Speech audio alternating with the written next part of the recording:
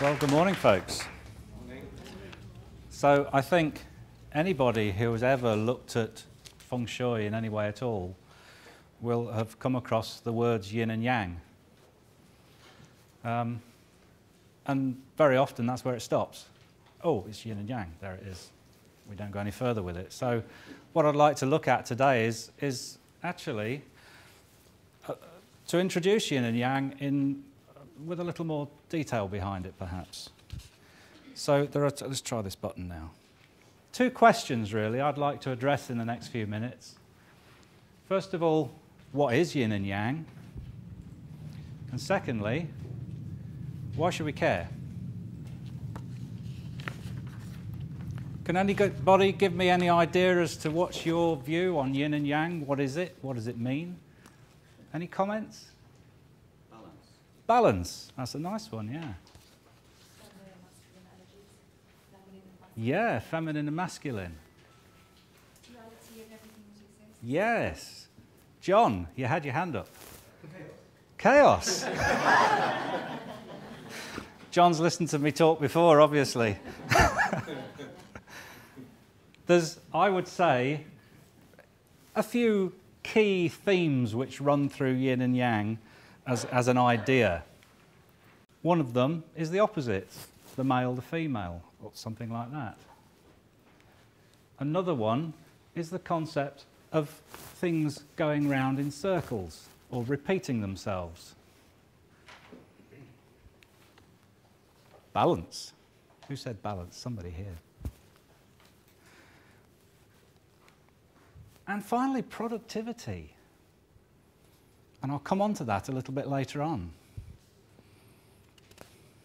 So let's start just by looking at a few opposites, to put a few words in to describe some qualities of yin and yang. There's the first one, male, female. That's already been brought out. Outside and inside. Fast and slow. Straight and curved. We were talking about straight lines and curves earlier on. Same idea. One's masculine, more yang, and the curves are more yin. Slows things down. Day and night. Day is the yang part. Night is the yin part of the day. And one leads to the other, which is to do with the cyclical nature of day and night. Hard and soft, another way of looking at yin and yang. Something that's maintained as opposed to something which is decayed and broken. Two opposites, yin and yang. Alive and dead. Left brain, right brain. Left brain is to do with logic, right brain to do with the artistic, the creative. Yin and yang. The sciences, the arts. You think about it, the whole university system is split into yin and yang. You're in one or the other. And finally, heaven and earth. I'll just talk about this one a little bit more, because you'll have seen this diagram just a few minutes ago in Paul's talk, although he doesn't quite draw it this way. He's got a little man standing in between.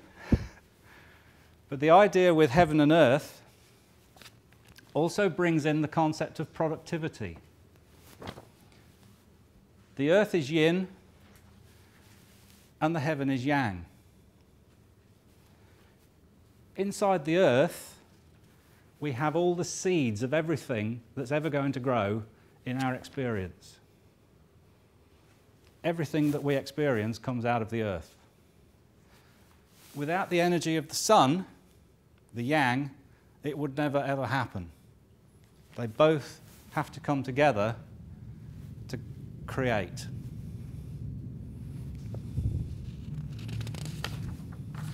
Get the idea? You are never more yin. Can anybody finish? Yeah. Sorry? You are never more yin than... Yeah. No? And then when... Ah! We've got it, yes! You're never more yin than when you're dead.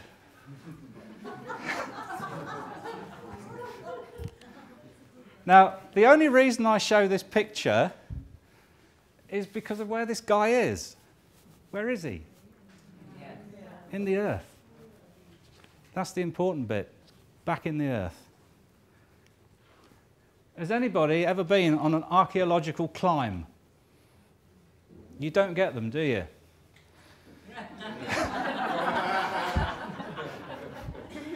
Because everything that ever was is back in the earth. The yang that grows, whether it be a person or it be a building or trees or whatever, is one day going to end up back in the earth. The yang comes up and the yin goes down.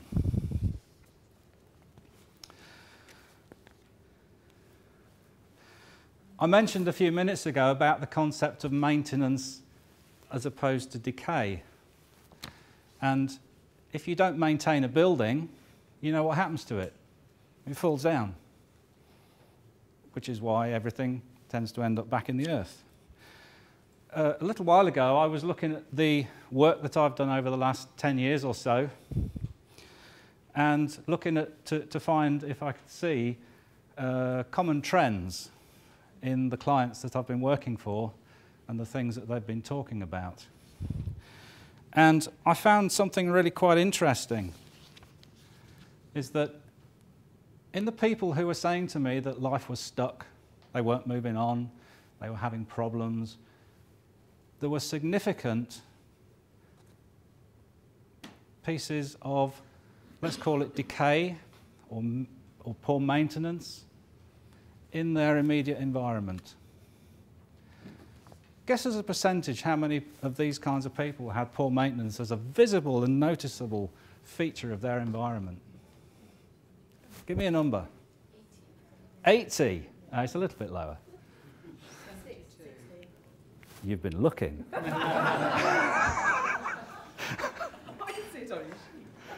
72% of people who were complaining of not moving on in some way or another, of being stuck, had got really noticeable maintenance issues in the environment around them. So I'd say as a first step,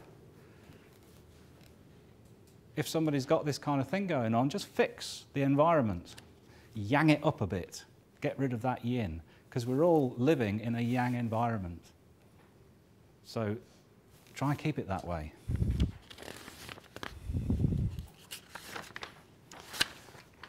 Looking at the cyclical nature of things, here's a hill, and here's the little lady at the bottom of the hill, and she's off on a run. There we go. The start of yang, and she's gone up the hill, and she gets to the top. And where can she go from there in terms of yin and yang? Exactly. There's a limit. And at the top of the hill, you're at the fullness of that yang experience. And in there lies the seed of the yin. The seed is the next thing to grow. And down she comes again. And down at the bottom there is the fullness of yin. Do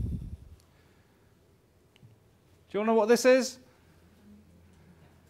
Can anybody tell me? Say it louder. It's the yin and yang symbol. Ah! It's almost the yin and yang symbol. What's missing are those guys. All right?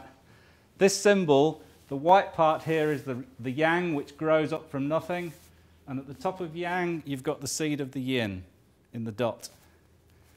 And the yin comes down here, and the seed of the yang is inside the fullness of the yin spot.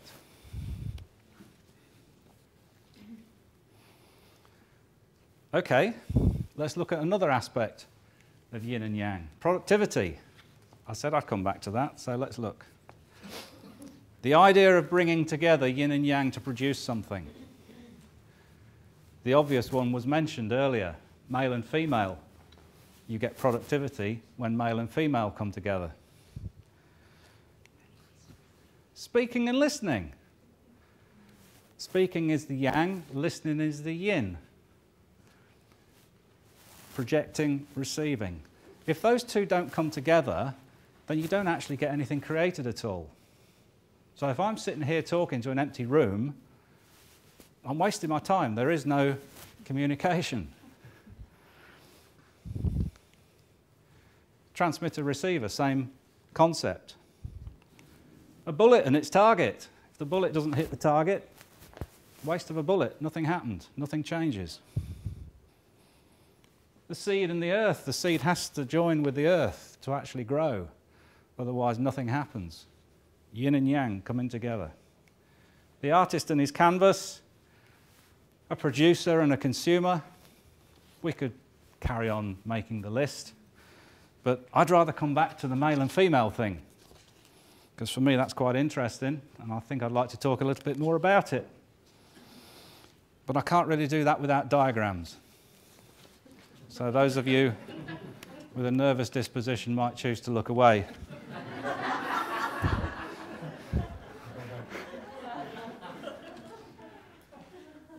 We'll look actually at the yin and yang of power, as I call it. And here's the first picture.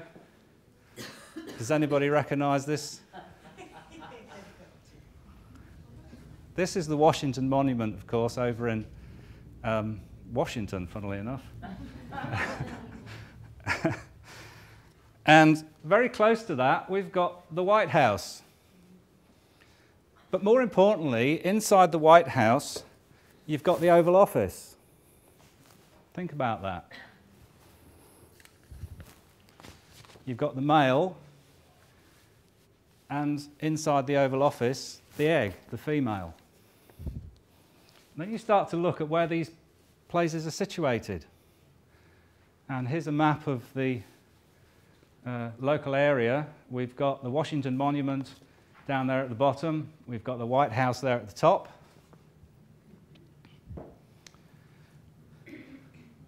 The north is yin compared to the south, which is yang. And in the Feng Shui system that I use, there are really two things which we look for. Form, physical form and shape, and the compass alignments. And this situation is really quite productive in that the form in the south, the form here is the yang form, the Oval Office is the yin form. In the terms of direction, the yang is in the south, the father position. The yin is in the north, in the mother position. So we've got good form and we've got good position. So this is all creativity happening. Look at how powerful America's got in recent years. Here's the history. 1800, they actually built the White House. Then comes the Washington Monument. The West Wing. The Oval Office a little bit later. Now we've got the yin and the yang components coming together. 10 years later, America gets acknowledged as a world power. And you know what's happened since. Now, we will never know for sure if this has got anything to do with it at all, because we can never repeat the experiment. But for me, this is very, very interesting from a Feng Shui perspective, because this matches the theory really nicely. And if you start to explore that situation, you find a whole lot more behind it that, we could talk for another couple of hours on.